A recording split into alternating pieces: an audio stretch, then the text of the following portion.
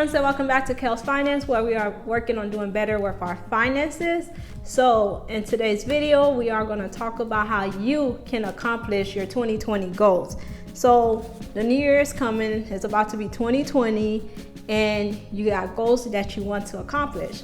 So I'm going to show you how I accomplish like 95% of my goals every year, and it's just really basic.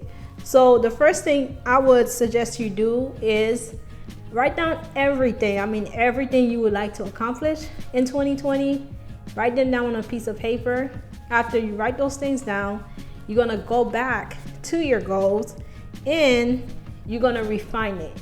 So what that means is you're gonna go back to your goals, look at it, see what are reasonable and the goals that are not reasonable. So you know your unrealistic goals, and then take those out.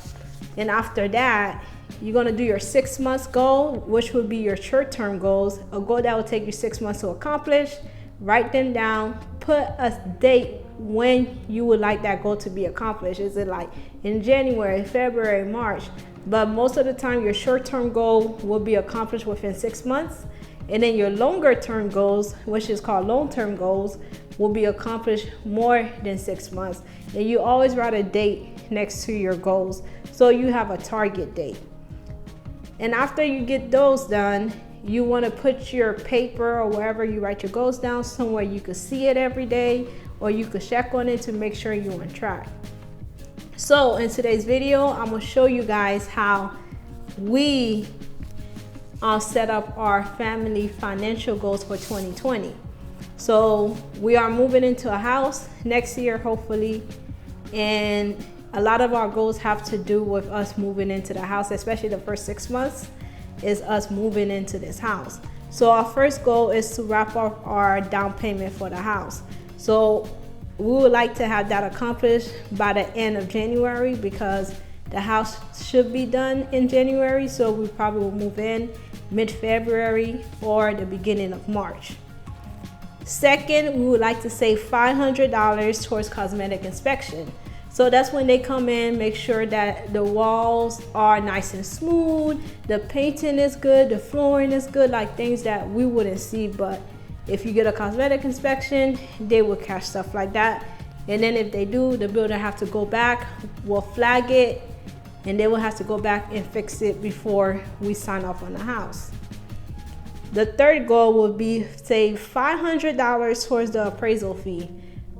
I estimate it to be $500, but it depends on the size of the house, the location of the house. So I want it to be $500. That's how much we need to save up. And both of the cosmetic inspection, appraisal fee, we need to have that money saved up by mid-February or the end of January.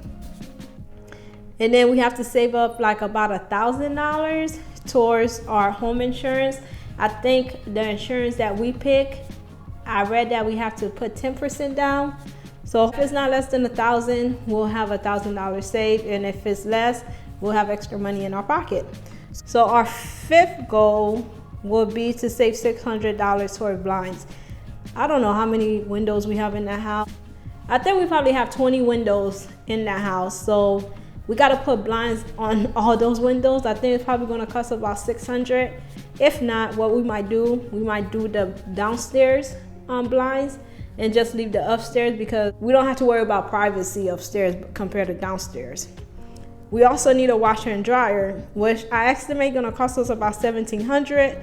That's something we need to save up for. And the blinds will be in March.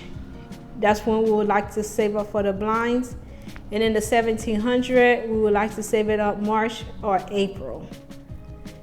So we decide not to get flooring for the house. We're going to do flooring later, but it's going to cost about, I estimated like the woods that we want and all that will cost about $4,000. So we need to save that.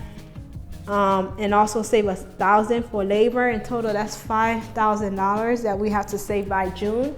But this is pretty flexible because it's not like an emergency. If we can't save up that $5,000 by June, it will be fine. We're probably gonna get that done towards the end of the year. And if it's not possible, then we'll do it in 2021. Next, we need to increase my life insurance, because when I got life insurance, that was before I got married. So if something ever happened to me, I'll get life insurance that replace my income, so my husband will be okay.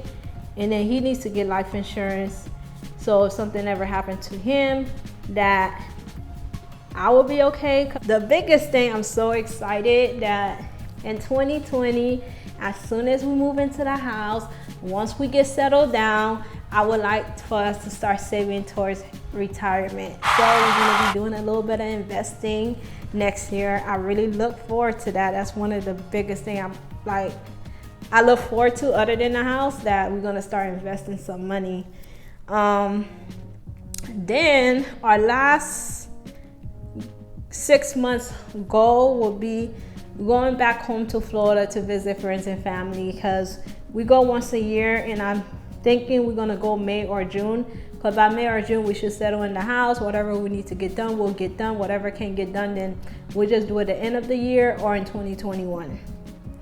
Another thing, we have to get like a water softener for the water, because the water out there is really harsh, and if we keep the harsh water, it will clog up the pipes, which will give us problem in the future. So that's one thing we have to do. I think it's about $1,200 to get the water softener. So that's one thing I have to write it down. I forgot it, that we have to do. So yep, that's wrap up our six months goals. And then the goals that are going to take us longer than 6 months is that I have some legal paperwork that I have to do. I'm trying to do that in July. We really want to go out the country. That's one thing that we always wanted to do, but once we decide to purchase a house, we had to put that on hold. So we want to go out the country. We would like to go to Europe next year, towards the end of the year or August. So that's one of our big trips that we would like to go to. And if you've been, leave a comment, let me know. Another thing we would like to accomplish towards the end of the year is start a family, because it's just me and my husband, and we want to grow our family just a little bit for now.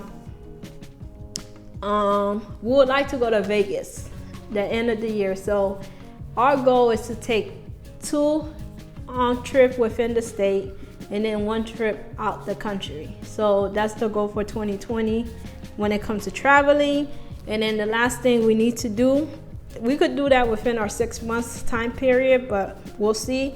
We need to change our license and our car insurance to Texas, because we still got our Florida stuff. So I just gave you guys like a rundown of our family goals, our financial goals, and how we stay on track to meet our goals. And also, we also have individual goals, which are more personal goals of ours that we want to take care of. And I don't put it part of our family goal, because those are more personal, like losing weight, eating healthy, and all that. He got his goals and I have my goals. So this is more of our family goals.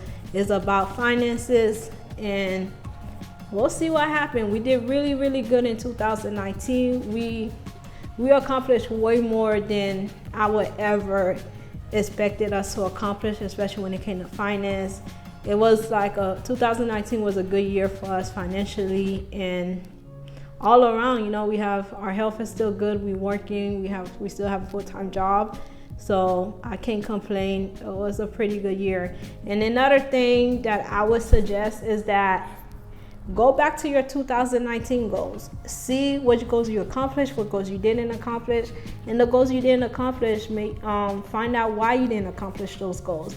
I think it's very important for you to sit back and reflect on the on the current year before you move into the next year, so you know where you're going or where you're heading.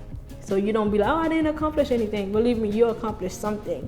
So maybe make a list of 5 things you accomplished in 2019, and then 5 things you want to accomplish in 2020. If you're just starting off, just take it easy with the goal setting and see what happens. Anyways, leave a comment down below. Tell me 1 goal you accomplished in 2019 and 1 goal you would like to accomplish in 2020. All right, I'll talk to you guys soon. Bye.